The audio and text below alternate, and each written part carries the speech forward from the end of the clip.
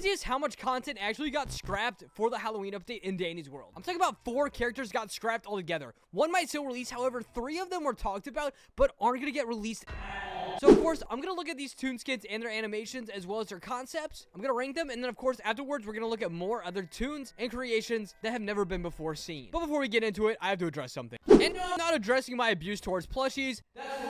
This is the point of the video where I tell all of you guys to unsubscribe, because if I get to 75,000 subscribers by the end of the year, I have to have one of these bed sheets in my bed sheets for the entirety of 2025. Y'all don't care. You guys want me to get the bed sheet. Screw you. Either way, I have talked about it in the video before, the 3 other toons besides Connie that we have seen. The creator of the art will be linked in the description, but let me show you all of the toons. So the 3 names of the toons are Harvey, Countess, and Duke. So here's what the pumpkin guy looks like. We're assuming this one's Harvey. We don't know for sure, but we can guess. Obviously, this is fully based on Quelle's design from her art stream. This is just someone else's art. Once again, they are linked in the description. As you can see, it looks like a scarecrow pumpkin boy. The reason why I say scarecrow is because of the hay coming out of his arms and under his neck. But for some reason, his axe can't cut, but it's oddly shaped. It's there to cut heads off.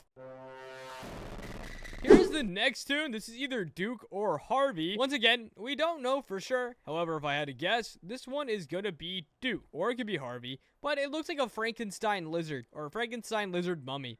That's essentially exactly what he looks like. And the last and final toon, I'm assuming, is Countess. It's a clock man. It's pretty simple. He literally is just a clock man. With that being said, we literally only know their toon versions. We only know what they look like based off what Quell said and this art concepts. I'm still going to go ahead and rank them. But hopeless, how are you going to rank them? Let me show you my scale. Don't worry. Here's my scale for whenever I rank OCs, which I'm going to do later on in the video. Starting off, there's only one category that gets F tier, and that's if it's unoriginal. And OCs are original characters. So if your toon is unoriginal, it basically just means you took it from something else. For example, if someone turned the cameraman into a toon in Danny's world, or if someone took Jonesy as Fortnite into Danny's world, you can take ideas from the character, but don't just copy them. That's an F. That's not original. Moving on, something that's C tier, which we don't give out very often either, is something that's just overpowered or completely unbalanced. It's someone that lost touch with the balancing in the game at some point and just made their toon way too overpowered. An example of this would just be to like fly for 30 seconds or autocomplete 3 machines at the start of a floor. Like, obviously, that's just broken. That's a C tier. It doesn't belong in Danny's. So that's B tier. Means it's probably good and you probably put a lot of energy and effort into it. It's just lacking some details. For example, the silver lining being that it probably doesn't have a toon version. Not a toon version, sorry. It probably doesn't have a twisted version. It probably doesn't have a trinket or something along those lines. It's good, but it's just missing a little bit. So that's A tier. Means it's super flushed out. It's very, very good, and I want it. It's a very good toon. I could totally see it being in Danny's world, but it's not quite S tier. So I know what you're asking. What differentiates a S tier from an A tier? And that is a phenomenal question. Really, the only difference between an S and an A tier is an A tier means I would grind for it and I want to spend Ichor on it. An S tier is something that I would literally get my wallet out and pay Robux on. Like, I would go drive to my mom's house, sneak in there, grab her wallet, grab her credit card, and actually buy Robux to get this toon. That's something that's S tier. With that being said, let's jump into it. Starting off with Lucy and Lucas, because I was just so confused because I thought it was going to be like another 2 toons. I thought this was going to be like the new R&D. However, it unfortunately doesn't appear to be that way. As you can see here, Lucy and Lucas have a skill check of 5, so they're clearly going to be an extractor with an extraction speed of 4 and a movement speed of 4. However, their stamina sucks and their stealth sucks. This toon is clearly just designated to working on machines. They're going to do nothing else other than work on machines. Their first ability is going to be called Luck of the Draw, which is pretty cool, which makes sense considering, you know, they are literal clovers. But Luck of the Draw is going to allow the toons to use their luck to make a random good thing happen to them. Okay, I like RNG-based characters, but what exactly does this mean? From gaining a bandage to getting a small boost. Okay, see, this is where things start getting a little bit murky and why a lot of things get in B tier. What does a small boost even mean? Speed boost? A buff? A random stat boost? Like Toodles? Like, what exactly does that mean?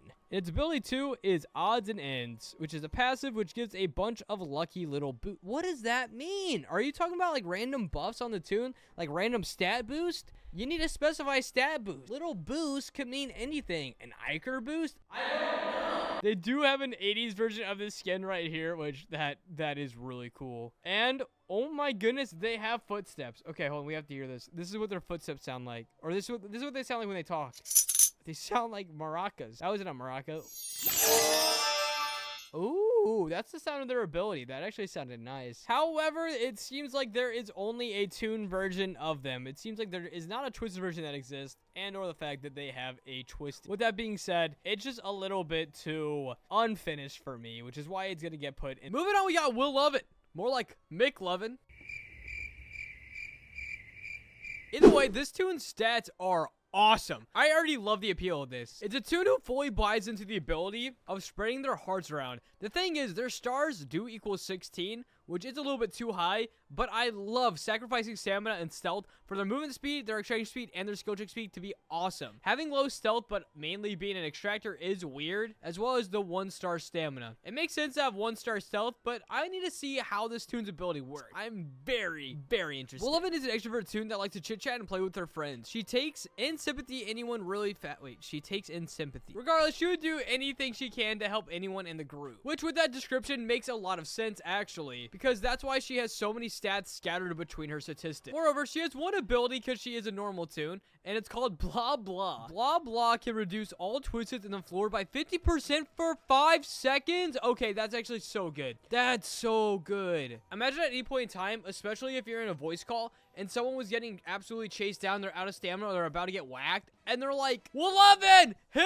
him! And they just reduce the tunes by 50% for so long. This mixed in with a trinket that lets you see every tune on the floor. Ooh, that's so good. I unfortunately made it to the bottom of the page, and this tune does not have a twisted version yet. Dang it! But I do really like it, but if it had a twisted version, it would be a lot higher up. With that being said, it's gonna get placed in a B+ category, which is pretty freaking good. Coming up next, we have one of the shopkeepers in the game, Fan and Shopkeeper. We have Flora. And Flora is a main tune who is a supporter / extractor. And Flora is apparently one of the initial tunes. I love how all these on the website act as if they're already in the game. That's fantastic. We have slightly seen this tune before, but it looks like they have been a lot more flushed out since. But their first ability is going to be an active ability, which is called Warm Abrasia, and it has its own picture. This is a very flushed out tune. This tune can place a flower pot that has a flower called Embrasia. Embrasia is a type of flower this tune has discovered, and it has a very good smell. Okay. Other tunes that is near the flower pot will regenerate stamina 25% faster and will gain a boost of 20% movement. The flower pot will disappear seconds. So it's like a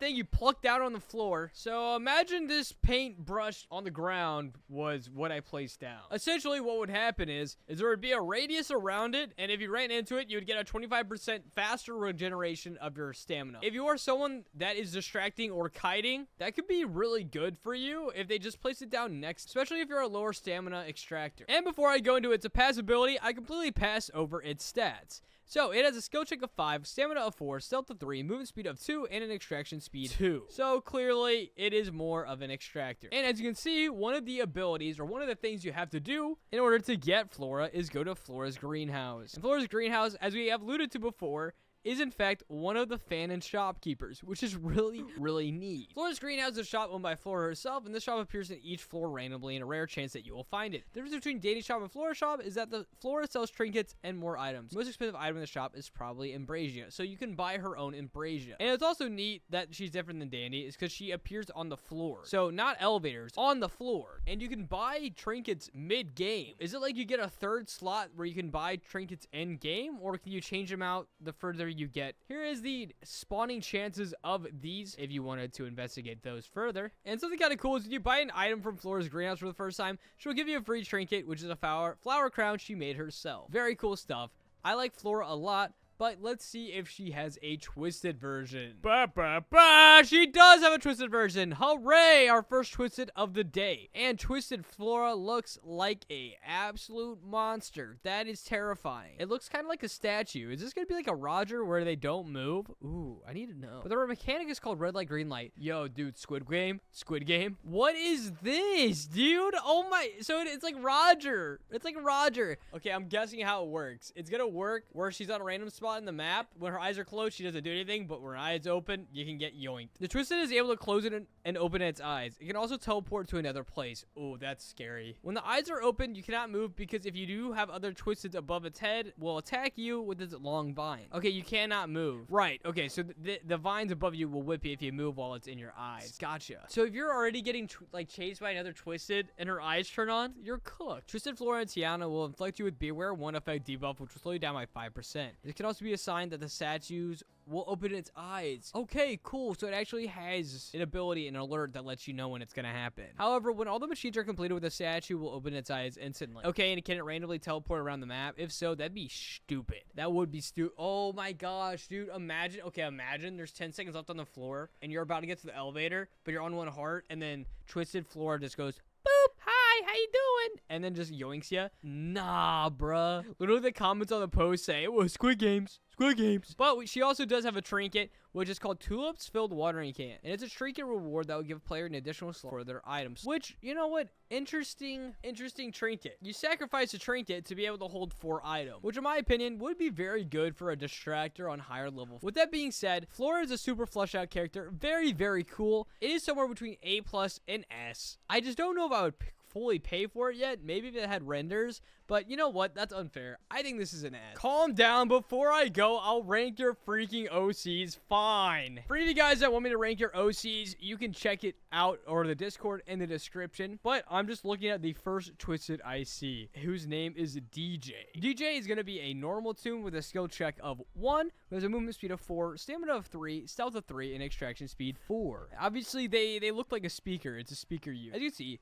Twisted DJ gets faster the longer he's not chasing anyone. Can go faster than Twisted Glisten, but starts to slow as Shrimpo. But as soon as he spots someone, does he slow down? That's what I need. That's what I need to know. Or like, does he basically need to be kited the entire time? I think you have to kite him the entire time. What a fun concept. As you can see here, he has the ability where he places down a boombox that attracts all Twisteds regardless of stealth or chase, and will until destroyed. Okay, so I don't know how long it takes to get destroyed, but I'm assuming a Twisted walks up to it, interacts with it, and then eventually it gets destroyed, right?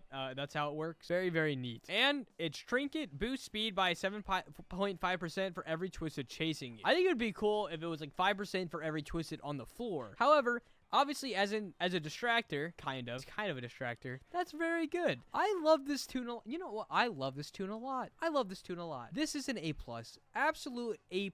You smashed. And one more for the road. We have Inker. This costs 43,900 Iker. Whack. But as you can see, their stats are completely unbalanced. Okay, this might be a C tier. Its ability is called Color Slash. This toon can slash a paintbrush at Twisteds to make the Twisted lose sight. Okay, once again, I've talked about it before, how I don't know how interacting with Twisteds and those types of animations or abilities would really work in the game. I really don't think it would work out very well at all. But maybe there's a way, and I do think and its second ability is called Paintball. This toon can throw paint at Twisteds to slow them down. So it has 2 active abilities. And I do really like the idea of like throwing something at a toon and slowing them down, or on Twisted and slowing them down. Very, very cool. There is also a relation chart for it. It is a little broken, mainly because of its stats, but I think saying it's a C tier is unfair. I think this is a B-, only because there's not that much information, and it's a little unbalanced. Either way, if you want a chance for me to rank your OC, make sure you guys join the Discord down below.